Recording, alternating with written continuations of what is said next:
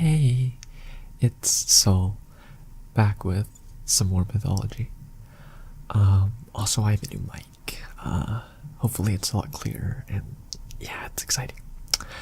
Anyways, today I'll be discussing the origins of the world according to Norse mythology, along with a bunch of other stuff. I hope you enjoy listening. And there are a lot of words I will almost definitely completely mutilate. Yeah, it's not going to be fun for those words at all. Alright, let's get started. In the beginning, there was nothing but this giant ball of chaos called Ginnungagap, which lay between a land of flame, Muspelheim, and a land of fire, Niflheim. Where fire and ice touched, a creature was born. The original giant, a Jotun, whose name just translates to giant, and it has an umlaut like the double dot thing over the O. And the Jotun's name was Ymir. Who or what named him, I wouldn't know, as he was the first thing in existence. Ymir suckled on the cow Audhumbla, who got all of her vitamins and minerals from licking salt and ice. Now, while I don't and can't endorse this as your entire diet, it did make Ymir robust enough to create a world, so I won't be the one to argue against it. Ymir created 3 beings from, well, his sweat, one from each of his arms, and a 6-headed being from his legs. 6 heads honestly just seems excessive. Like, I'm not sure what you do with that many heads. You just see 6 times. Information overload. These are the ancestors of all the giants, who are evil, terrible beings. Like, if you see a giant, I suggest you run as fast as you can, assuming that you can outrun a presumably humongous figure who also probably has some sort of magic power. Audhumbla eventually uncovered a being from the ice, and his name was Buri. Buri was like the ideal being, like handsome, well-built, the whole caboose. He also somehow created a child, just did, whose name is Bor, who would wed the child of a giant, Besla. I have absolutely no idea how they coordinated the alliteration of all their names. Bor and Besla are the parents of Odin, whom everyone knows, and Vile and Ve, whom, frankly, no one knows. Because an actual world needed to be formed at some point, they killed poor Ymir. And they did this because they would actually build a world out of Ymir's body. The resulting flood killed off all the giants, except one, of course, because you still need an antagonist in your mythology, and he is the ancestor of all the giants that caused the gods lots of trouble. Ymir's blood became the seas and rivers, his body the earth, his hair the trees, and his bones the mountains. It's a little disgusting if you really think about it, but par for the course in most mythologies, honestly. Ymir's skull became the sky. Why, as a bone, it did not become a mountain was, I guess, up to Odin, and not for a mere mortal like me to question. 4 dwarves hold the sky, and their names are literally north, south, east, and west. Seriously, it's like naming your dog Dog. Also seems like quite the monotonous job holding up the sky. I know that Atlas didn't like it very much. So, the world of us humans is called Midgard, and lo and behold, it was made from Ymir's eyebrows, as a sanctuary from the myriad dangers of the world. The gods would also build a land for themselves, and this land we call Asgard, and a lot more exciting things happen there because humans are honestly kind of boring compared to gods. Lots of things that are really important happen in Asgard, and beings are not to be killed there, and the time they break this rule, it causes a lot of trouble. Asgard holds Odin's Hall, along with most of the other gods' halls. Odin's Hall is called Hlidskjalf from which he can watch the entire world. His wife, Frigga, daughter of Fjorgiven, what he was Fjorgiven for I don't really know, resides in Vensalir, the Hall of Fens. Odin has 2 wolves that sit by his throne and eat his food, since apparently he is way too cool for that food thing. Just cause you have knowledge of all that is and will be, doesn't normally mean you get a skip on meals, but it would appear that Odin is an exception. He also has 2 ravens, Hunin and Munin, thought in memory, who fly around and report all manner of things to him. The Jotun that survived would go on, reproduce, and become absolute nuisances. Really, more than nuisances. One can hardly call the end of the world a nuisance. Notable among them are Loki, Mimir and his well, Hymir, Hrungnir, and Utgard Loki. He's not actually related to Loki other than also having lots of antics. Also important are the spawn of Loki and the giantess witch Angerboda, via Loki's consumption of Angerboda's heart.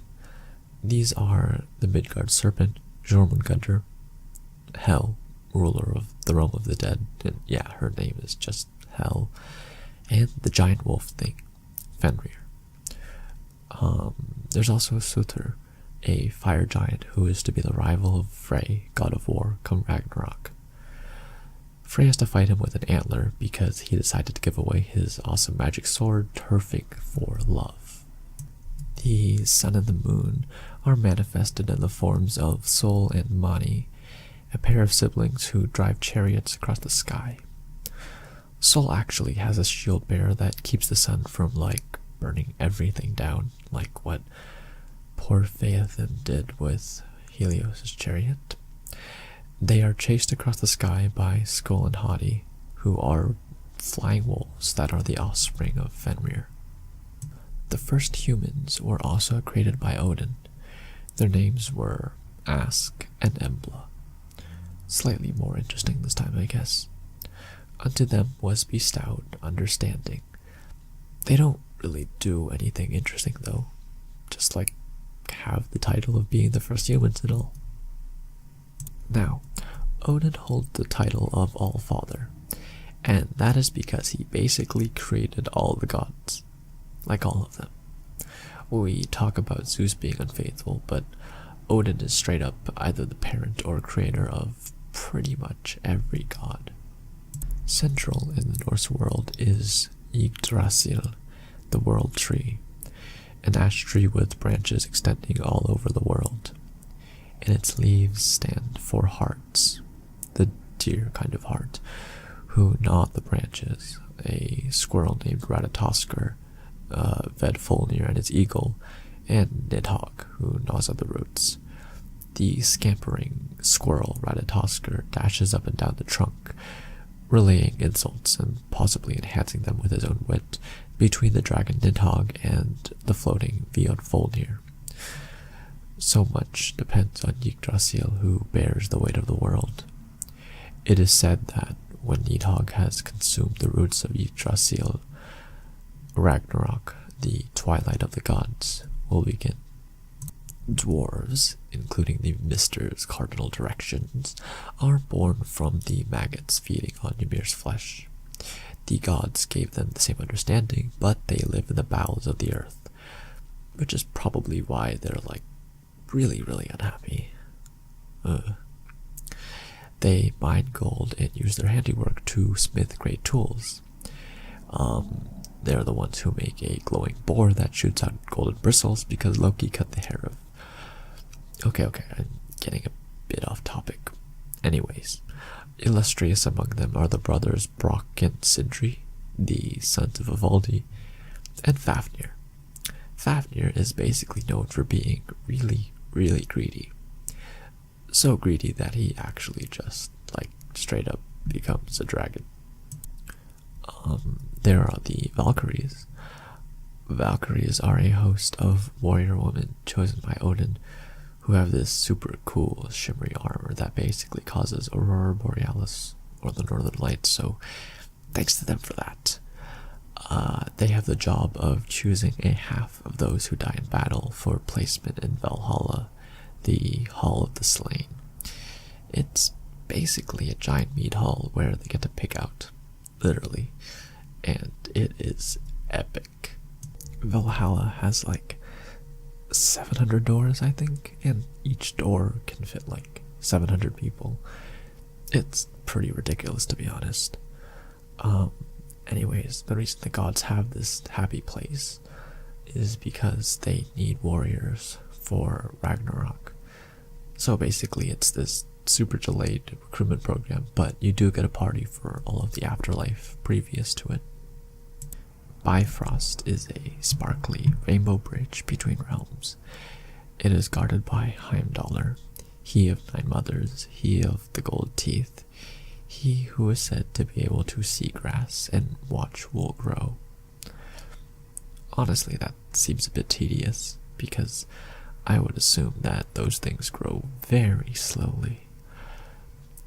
Bifrost is said to be tough and strong enough to hold anything, except 2 things. You'll soon learn that the except clause is usually kind of important in Norse mythology. When the sons of Muspel, or the fire giants, gallop across the bridge as Ragnarok comes, Bifrost will break. And Thor, apparently. Like, Thor is too heavy. Sometimes it's because he refuses to ditch Mjolnir because it's like his best bud or something. And he actually abandons it on several occasions, so I don't see that as really valid. Or maybe he's just, like, really fat. So Thor has to wade through this weird mist thing whenever he wants to go with the other gods on their cool adventures in the world. I think that'll be all for today. Like, there's a lot more. But I feel like if I let myself get started in telling stories, this thing is just gonna last forever. So I'll cut myself off here. So just some basics about the Norse world and its creation. I hope you enjoyed listening. Cheers and have a good day.